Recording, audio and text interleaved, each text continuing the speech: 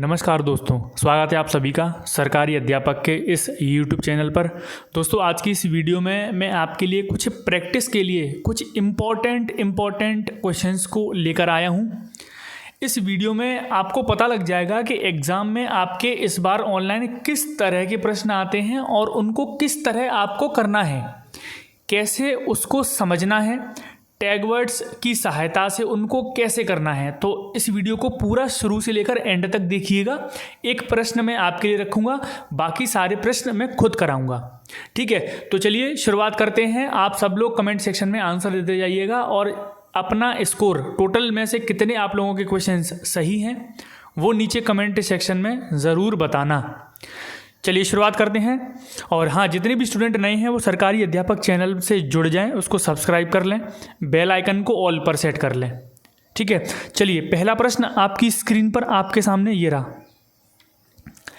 सामाजिक विज्ञान के संदर्भ में पर्यावरण अध्ययन पढ़ने का निम्न में से कौन सा उद्देश्य नहीं है। यानी कि पर्यावरण अध्ययन पढ़ने का उद्देश्य नहीं है, यानी कि हमें नेगेटिव ढूंढना है। क्या ढूंढना है? नेगेटिव ढूंढना है।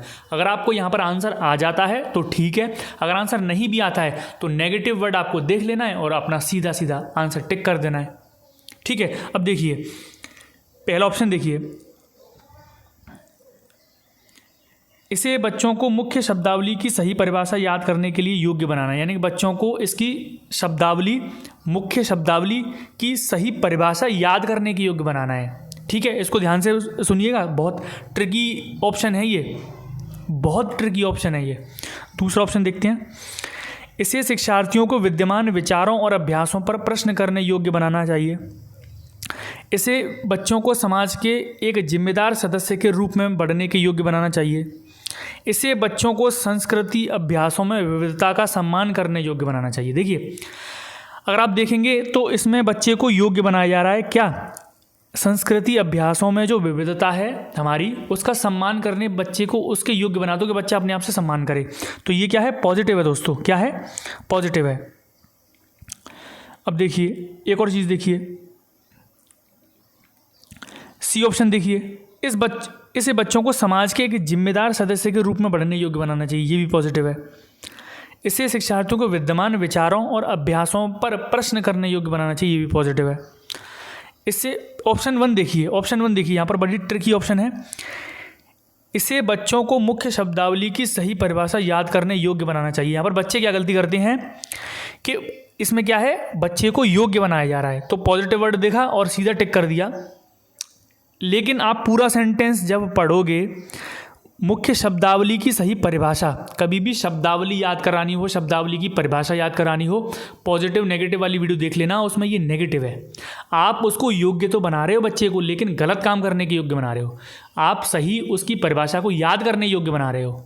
ठीक है, इसीलिए ये ऑप्शन नेगेटिव है और यही हमारा आंसर है। ऑप्शन नंबर ए आंसर है इसमें। ठीक है, ऑप्शन नंबर ए आंसर है। आगे बढ़ते हैं। प्रयोग और प्रयोगात्मक कार्य करते हुए रोहित का निष्पादन कक्षा में सर्वश्रेष्ठ होता है। रोहित का जो परफॉर्मेंस है कक्षा में, प्रयोग करने से रिलेटेड जो काम होते हैं, प्रयोगात्मक वाले काम होते हैं, उनमें परफॉर्मेंस अच्छा है, सर्वश्रेष्ठ है। उसे बहुत सृजनात्मक विद्यार्थी माना जाता है। सृजनात्मक विद्यार्थी माना जाता है, यानी कि क्रिएटिव चाइल्ड माना जाता है। तो वह डैश चिंतन करेगा। वह कौन सा चिंतन करेगा? तो बड़ा ही सिंपल सा और सीधा सीधा पूछ लिया है। यहाँ पर उसने कन्फ्यूजन पैदा नहीं करी, सीधा सीधा पूछ लिया है। सृजनात्मक बालक जो होता है, सृजनात्मक बालक का जो चिंतन है वो अपसारी चिंतन ही तो होता है। अपसारी चिंतन करता है सृजनात्मक बालक। आप ये लाइन रट लीजिए, हमेशा याद रहेगी आपको। सृजनात्मक जो क्रिएटिव चाइल्ड होता है उसका चिंतन अपसारी चिंतन होता है। इसका आंसर भी ऑप्शन नंबर ए है। ठीक है, याद रखिएगा। आगे बढ़ते हैं दोस्तों। प्राथमिक स्तर पर पर्यावरण की पढ़ाई का एक प्रमुख उद्देश्य है। प्राथमिक स्तर पर बच्चे को पढ़ाई करवा रहे हैं, उसका उद्देश्य क्या है, प्रमुख उद्देश्य क्या है, यानी कि पॉजिटिव पूछ रहा है। देख लेते हैं। विषय की मूल संकल्पनाओं की गहन समझ विकसित करना, अगले स्तर पर अध्ययन के लिए शिक्षार्थियों को तैयार करना, कक्षा की पढ़ाई को शिक्षार्थी के विद्यालय के बाहर के जीवन से संबंधित करने में सहायता करना, स्वतंत्र रूप से हस्तसिद्ध क्रियाकलापों करने का कौशल अर्जित करना। कौन सा सबसे पॉजिटिव है इसमें? इसका जो सही जवाब है वो ऑप्शन नंबर सी है, यानी कि विद्यालय के बाहर के जीवन से पढ़ाई को जोड़ने के लिए उसको सक्षम बनाया जा रहा है। ये सबसे बड़ा पॉजिटिव है। कभी कभी क्या होता है सीटेट एग्ज़ाम में जो पेडागोजिकल क्वेश्चन होते हैं, चाहे वो ईवीएस की पेडागोजी हो, चाहे वो हिंदी की पेडागोजी हो, चाहे वो सीडीपी की पेडागोजी हो, पेडागोजी प्रश्न को समझना होता है केवल, ये सब्जेक्ट भी मैटर नहीं करता है, ठीक है। तो आपको समझना है कि पॉजिटिव पूछा है तो उसमें सबसे पॉजिटिव ढूंढना है, अगर नेगेटिव पूछ रहा है तो सबसे नेगेटिव ढूंढना है। ये चीज़ें आपको याद रखनी है, ठीक है। अगला प्रश्न देखिए, पर्यावरण अध्ययन के शिक्षक के रूप में चिड़ियाघर के भ्रमण का आयोजन करने का मुख्य उद्देश्य होना चाहिए। बच्चे चिड़ियाघर का भ्रमण कर रहे हैं, आप टीचर हो, आप उनको चिड़ियाघर ले जा रहे हो, उसका उद्देश्य क्या है इस चीज़ का? शिक्षा की गुणवत्ता के विषय में अभिभावकों को संतुष्ट करना, यानी कि उनके जो गार्जियन हैं, बच्चे के माता पिता हैं, उनको संतुष्ट करने के लिए, तो ये तो कट गया। शिक्षार्थी को आनंद और मज़ा उपलब्ध कराने के लिए आप उनको घुमा रहे हैं, ये भी कट गया, नेगेटिव है, क्योंकि ढूंढना क्या है? पॉजिटिव। नित्य शिक्षण कार्यक्रम की एक रसता को बदलना, ये भी नेगेटिव है। शिक्षार्थियों को सक्रिय अधिगम अनुभव उपलब्ध कराना, यानी कि सक्रिय अधिगम अनुभव वो उपलब्ध करा रहे हैं आप बाहर ले जाकर, ठीक है। क्या कर रहे हैं? बाहर ले जाकर सक्रिय अधिगम अनुभव उपलब्ध करा रहे हैं। बच्चे को अधिगम के लिए, लर्निंग के लिए एक अनुभव, एक एक्सपीरियंस दिला रहे हैं आप, तो ये सबसे बड़ा पॉजिटिव है। और पॉजिटिव पॉइंट्स में आप आ भी जाता है सक्रिय अधिगम अनुभव, ये अपने आप में पॉजिटिव वर्ड है, ठीक है। पर्यावरण की पढ़ाई में कक्षा में प्रश्न उत्तर, ये एक कोट में लिखा गया है, कक्षा में प्रश्न उत्तर, यानी कि कक्षा में क्वेश्चनिंग हो रही है। तकनीकी, ये एक टेक्निक है, इसका सबसे अच्छा उपयोग किसके लिए किया जा सकता है? शिक्षार्थियों का ध्यान आकर्षित करने के लिए क्वेश्चन आंसर करे जाते हैं कक्षा में, शिक्षार्थियों में सीखने की जिज्ञासा उत्पन्न करने के लिए, ये पॉजिटिव है, ये सबसे बड़ा पॉजिटिव दिख रहा है अभी तक। प्रायोगिक कौशल को बढ़ावा देने के लिए, कक्षा में अनुशासन बनाने के लिए। तो कक्षा में जो प्रश्न उत्तर करवा रहे हैं वो किस लिए करवा रहे हैं? वो करवा रहे हैं दोस्तों शिक्षार्थी में जो सीखने की भावना है, जिज्ञासा है, वो खुद से उत्पन्न हो, इसलिए कक्षा में क्वेश्चनिंग करवाई जाती है। बच्चे एक दूसरे से प्रश्न पूछते हैं, वहाँ उनको ज़्यादा इंटरेस्ट आता है, ठीक है। तो ऑप्शन नंबर 20 का सही जवाब है ऑप्शन नंबर बी। प्राथमिक स्तर पर मानचित्रांकन सिखाने से शिक्षार्थियों में निम्न में से किस कौशल को बढ़ावा मिलेगा? आप उसको मैप सिखा रहे हैं, आप उसको बता रहे हैं कि इंडिया पाकिस्तान के किस दिशा में है, नेपाल किस दिशा में है, कौन सा प्रदेश किस दिशा में है, कौन से प्रदेश कर्क रेखा से टच होते हैं, तो ये सारी चीज़ें पढ़ा रहे हैं। इसका उद्देश्य क्या है? साफ़ सुथरा रेखांकन, यानी कि साफ़ सुथरा रेखांकन करना चाहते हैं आप, बिल्कुल ऐसा साफ़ सुथरा, बिना किसी उसमें वो नहीं हो, ठीक है, मिस्टेक नहीं हो, तो साफ़ सुथरे के लिए आप कर रहे हैं ये। गणना और अनुमान लगाने के लिए और गणना के लिए आप मैप सिखा रहे हैं बच्चों को। माप के अनुसार चित्रण करना, यानी कि माप के अनुसार बच्चे अपना ड्राइंग बनाएं, उसको सिखा रहे हैं। या फिर सापेक्ष स्थिति और दिशाबोध की जानकारी बच्चे को प्राप्त हो। सापेक्ष स्थिति यानी कि सही स्थिति, किसी भी देश प्रदेश की सही स्थिति उसको पता चले, और दिशाबोध यानी कि डायरेक्शन की नॉलेज उसको हो कि कौन सी दिशा में क्या है, उसके लिए सिखा रहे हैं। तो इसका जो सही जवाब है ऑप्शन नंबर डी ही है।